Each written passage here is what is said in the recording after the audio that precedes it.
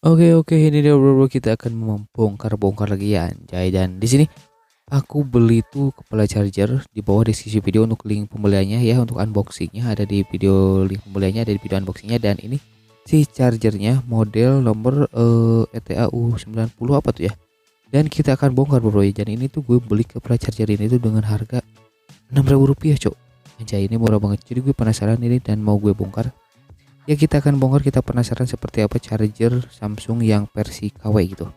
Ini kita compare sama yang original versus KW. Nah, yang original tuh bentukannya kayak gini. Dan di bagian bawah tuh ada kayak barcode-barcode gitu ya. Sedangkan yang KW tuh bagian bawahnya kosong ya. Dan itu untuk USB-nya, ini bagian atasnya. Nah, untuk yang original, tulisan Samsungnya tuh agak ya kayak berserat-serat gitu ya. Kayak berserat-serat gitu.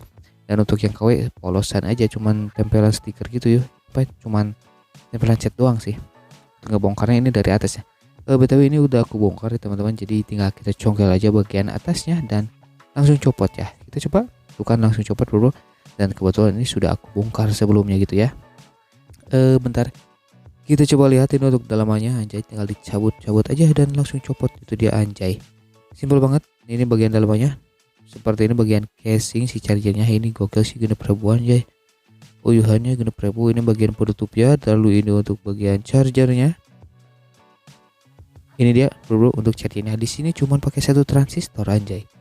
Satu transistor dan ada dioda, resistor, lalu elko, kapasitor dan udah segitu doang anjay. Simpel banget. Maklumlah menyesuaikan dengan harga jadi Rp6.000, kita gak bisa berharap lebih dengan fitur-fitur yang berlimpah gitu ya. Jadi ini not recommended untuk ngecas HP ya. Jangan. Ini buat ngecas MP3 doang paling. Oke bro, seperti itu aja dulu untuk pembongkarannya. Thank you for watching dan subscribe aja ya.